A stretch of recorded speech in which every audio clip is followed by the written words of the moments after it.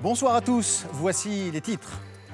Alerte rouge aux crues dans 2 départements des Pyrénées. Plusieurs rivières ont débordé dans la région et provoqué des inondations. Il faut dire que tout cela est allé très vite. Ce matin, il y avait 30 cm dans les rues de Saint-Béat et cet après-midi, il y avait 1,80 m. Regardez cette passerelle. L'image a été prise ce matin. Voici la même passerelle filmée cet après-midi. Je vous l'avais dit, les images sont vraiment impressionnantes. Les eaux de la Garonne sont montées très haut et faute de routes praticables, les habitants ont dû être évacués par hélicoptère. Il n'y a plus qu'à attendre que la Garonne retourne dans son lit.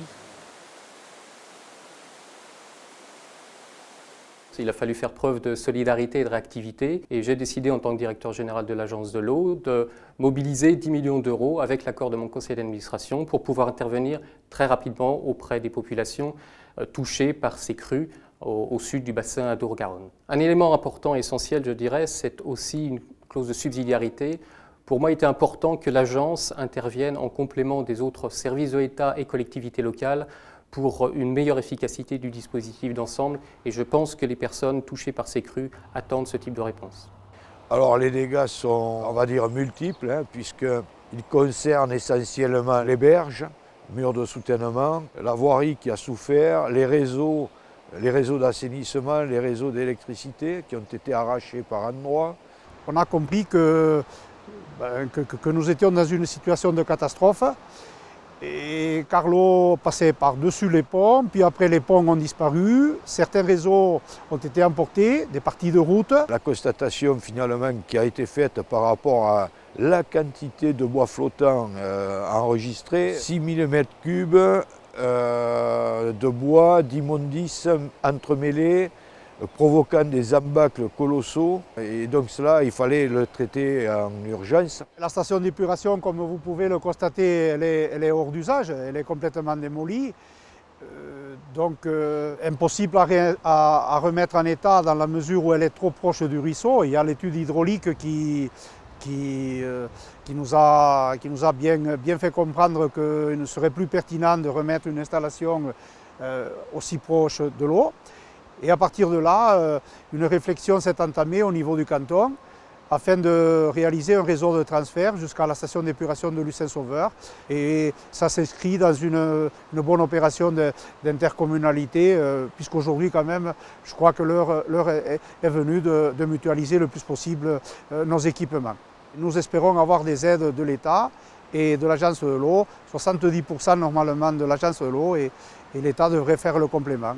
Le montant des dégâts sur le canton de Saint-Béat est voisin de 12 millions d'euros.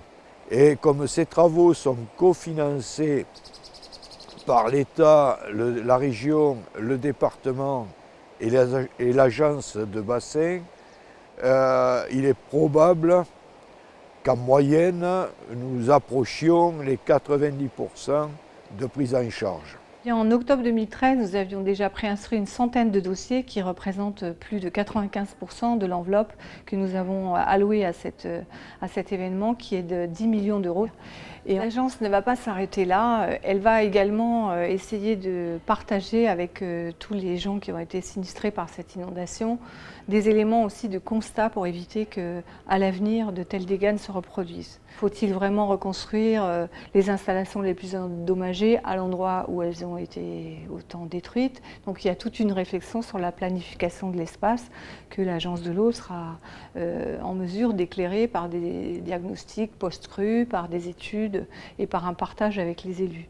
Et enfin, au-delà donc de l'aménagement de l'espace, il s'agit aussi d'encourager la préservation de zones où la rivière peut naturellement dissiper son énergie, là où il n'y a pas forcément d'enjeu aujourd'hui, éviter qu'il y en ait qui se construisent pour que la rivière continue à avoir des espaces où elle peut sortir de son lit sans faire trop de dégâts, ce qui limitera en aval les impacts des crues sur les enjeux incontournables des constructions et des vies humaines. Il faut considérer qu'une catastrophe n'est jamais un point final, mais finalement un nouveau point de départ peut-être quelque part. Il faut aujourd'hui que l'on dépasse les frontières de nos collectivités pour arriver à une gestion globale des cours d'eau sur plusieurs territoires, plusieurs collectivités. Il est temps de sortir de cet enfermement administratif pour déborder sur des choses beaucoup plus concrètes, beaucoup plus positives et qui nous permettront finalement de mieux appréhender les risques qui sont les nôtres ici sur ce territoire.